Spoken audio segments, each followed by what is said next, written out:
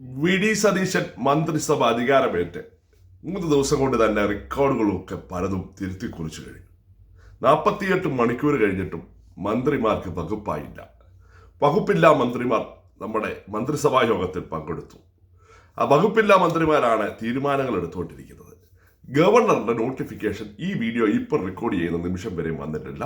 ഗവർണർക്ക് കൈമാറിയിട്ടുണ്ടെന്ന് പറയും. ആദ്യം പറഞ്ഞ് ഗവർണർ സ്ഥലത്തില്ലാഞ്ഞുകൊണ്ടാണ് താമസം വരുത്തിയത്. ഗവർണറെ സ്വാഭാവികമായിട്ട് തമിഴ്നാടിൻ്റെ കൂടെ ചുമതലയുള്ള ഗവർണറെ ഈ കേരളം വിട്ട് തമിഴ്നാട്ടിൽ പോയെന്ന് അന്വേഷിച്ച് നോക്കിയപ്പം ഗവർണർ വിട്ട് കേരളം വിട്ട് പോയിട്ടുമില്ല.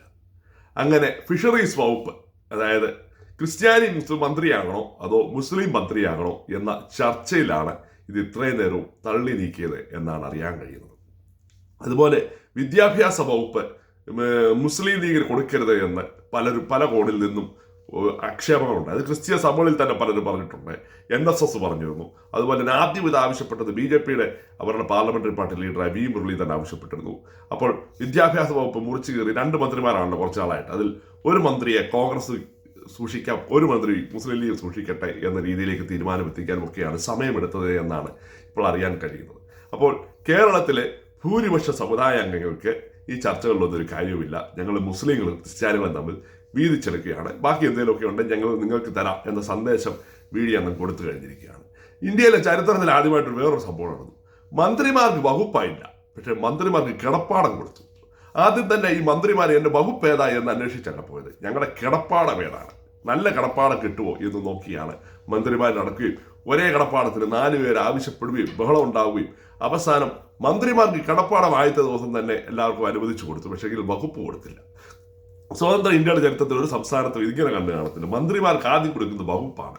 ആദ്യം ഇറങ്ങുന്ന നോട്ടിഫിക്കേഷൻ വകുപ്പിന്റെ നോട്ടിഫിക്കേഷനാണ്. പക്ഷേ കേരളത്തിൽ സ്വതന്ത്ര ഇന്ത്യയുടെ ചരിത്രത്തിൽ ആദ്യം ഇറങ്ങിയ നോട്ടിഫിക്കേഷൻ കിടപ്പാടത്തിൻ്റെയാണ്. മന്ത്രിമാർക്ക് വകുപ്പിനെ കുറിച്ച് വലിയ തീരുമാനമൊന്നുമില്ല. അവർക്ക് ഇപ്പോൾ കിട്ടിയില്ലെങ്കിൽ തൽക്കാൻ 2 ദിവസം കഴിഞ്ഞാലും വലിയ ബുദ്ധിമുട്ടൊന്നുമില്ല. വകുപ്പില്ലെങ്കിൽ കേരളത്തിൽ ജനമല്ല അനുഭവിക്കുന്നത്. പക്ഷേ കിടപ്പാടമില്ല ഞാനും എൻ്റെ ഭാര്യയുമാണ് അത് അനുഭവിക്കുന്നത്, പിള്ളേരും. അതുകൊണ്ട് ആദ്യം കിടപ്പാടം കൊടുത്തു. ഇന്നലെ തന്നെ അത് 24 മണിക്കൂറിൽ കിടപ്പാടം കിട്ടി. 48 മണിക്കൂറിൽ വകുപ്പ് കിട്ടിയില്ല. 48 മണിക്കൂറിന് ശേഷം ഇപ്പോൾ ഏകദേശം 52 മണിക്കൂറായി. ഇപ്പം ഗവൺമെന്റിന് പട്ടിക കൈമാറി എന്ന് പറയുന്നു. സത്യത്തിൽ മന്ത്രിസഭയിലേക്ക് ഫിഷറീസ് വകുപ്പുമായി ബന്ധപ്പെട്ടുള്ള ചർച്ചകൾ നടന്നെല്ലാം ലത്തീൻ കത്തോലിക്ക സഭയുടെ ആസ്ഥാനത്താണ്. അവർക്ക് ആദ്യം തന്നെ ലത്തീൻ സഭയിൽ നിന്നുള്ള കോൺഗ്രസ് മന്ത്രി എന്ന് പറഞ്ഞവർക്ക് ബുദ്ധിമുട്ടുണ്ടായിരുന്നു. അതൊക്കെ അവർക്ക് പരിഹരിച്ച് അവസാനം വകുപ്പേലും മതി, മന്ത്രി ഇല്ലേലും വകുപ്പ് നമ്മുടെ ആളിന് കിട്ടണമെന്നൊക്കെ പറഞ്ഞ് അവസാനം ബഹളവും വഴക്കുമൊക്കെ കഴിഞ്ഞു. മുസ്ലിം ലീഗ് പറയുന്നത് മലപ്പുറം ഏരിയയിലും കോഴിക്കോട് ഏരിയയിലും ഒക്കെ കടപ്പുറത്തിറങ്ങുന്നത് ഞങ്ങളാണ്, അതുകൊണ്ട് ഞങ്ങൾക്കാണ് വകുപ്പ് വേണ്ടത് എന്നാണ് പറയുന്നത്. പക്ഷേങ്കിൽ ഇതിൻ്റെ ഒന്നും പ്രാഗൽഭ്യമുള്ള ഒരു വകുപ്പുകളെ കുറിച്ചും ആരും ചർച്ച ചെയ്യുന്നില്ല. ഇവിടെ അടിയും വഴക്കും കഴിഞ്ഞ് അവസാനം ഇന്ന് ഗവർണറുടെ തലയിൽ ഗവർണർ സ്ഥലത്തില്ലാഞ്ഞുകൊണ്ടാണ് വൈകിയത് എന്ന് പറയുന്നു. അതെ, പണ്ട് മുഖ്യമന്ത്രിയെ ഇപ്പോഴത്തെ മുഖ്യമന്ത്രി പ്രതിപക്ഷ നേതാവായിരുന്നപ്പോൾ അന്നത്തെ ഭരണപക്ഷം വിളിച്ച ഏശൻ വിളിയൊന്നും ഞാൻ വിളിക്കുന്നില്ല. പക്ഷെങ്കിൽ അദ്ദേഹം മന്ത്രിയായി മണിക്കൂറുകൾ കഴിഞ്ഞ് 48-50 മണിക്കൂറിനുള്ളിൽ തന്നെ അദ്ദേഹം പറഞ്ഞ നുണകളെക്കുറിച്ച് നിങ്ങളൊന്ന് അന്വേഷിച്ച് നോക്കിയത് നല്ലതാണ്. അതിപ്പോൾ അദ്ദേഹം ഗവർണറുടെ തലയിൽ ചാരി, അതായത് ഞാനല്ലെന്നും പറഞ്ഞിട്ടില്ല, ഞാൻ കാരണമൊന്നും താമസിച്ചിട്ടില്ല, ഞങ്ങളൊന്നും ഇതിനകത്ത് കാരണക്കാരല്ല, ഗവർണറാണ് ഇതിൻ്റെ കാരണക്കാരനെന്ന് പറഞ്ഞ് ഗവർണറുടെ തലയിൽ ചാരി വെക്കാൻ പോകുന്നു. ഇപ്പം ഞാൻ ഈ വീഡിയോ റെക്കോർഡ് ചെയ്യുന്ന ഈ നിമിഷം ഞാൻ PRDയുടെ വെബ്സൈറ്റിൽ കയറി നോക്കിയപ്പോൾ മുഖ്യമന്ത്രി ഏതായാലും തീരുമാനിച്ചിട്ടുണ്ട്, ചീഫ് മിനിസ്റ്റർ.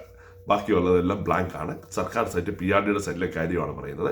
അങ്ങനെ നുണകൾ പറയാൻ മുഖ്യമന്ത്രിയും അതിനെ പൊളിച്ചടക്കാൻ നമ്മളുമായി തുടങ്ങിക്കഴിഞ്ഞു. കാരണം ഇതിവിടെയെങ്കിലും നിൽക്കത്തില്ല. വളരെ ബഹുരസമായ കാര്യങ്ങളായിരിക്കും നടക്കുന്നത്. ഖജനാവിൽ പൂച്ച വെട്ടി കിടക്കുവാണ് എന്ന് അദ്ദേഹം പറഞ്ഞിരുന്നു. പക്ഷേ അതിനുശേഷം 1000 കോടി രൂപ പെൻഷന് അനുവദിച്ച് അദ്ദേഹം ഇനി എറണാകുളത്ത് വീട്ടിൽ നിന്ന് കൊണ്ടുവന്നതാണോ അതോ കടം മേടിച്ചതാണോ എന്ന് അദ്ദേഹം പറഞ്ഞിരുന്നത്. അത് നല്ലതായിരുന്നു. ഇങ്ങനെ നുണകൾ പറയും, നമ്മളിങ്ങനെ പൊളിച്ചടക്കും. ഏതായാലും കേരള രാഷ്ട്രീയം ബഹുരസമാണ്. ഇനി അടുത്ത 5 വർഷം വളരെ കളർഫുള്ളായ ഒരു എൻ്റർടൈനർ പോലെ അത് മുന്നോട്ട് പോകാനുള്ള സാധ്യതയാണ് കാണുന്നത്. അപ്പോൾ എന്നെ കേട്ടിരുന്ന എല്ലാവർക്കും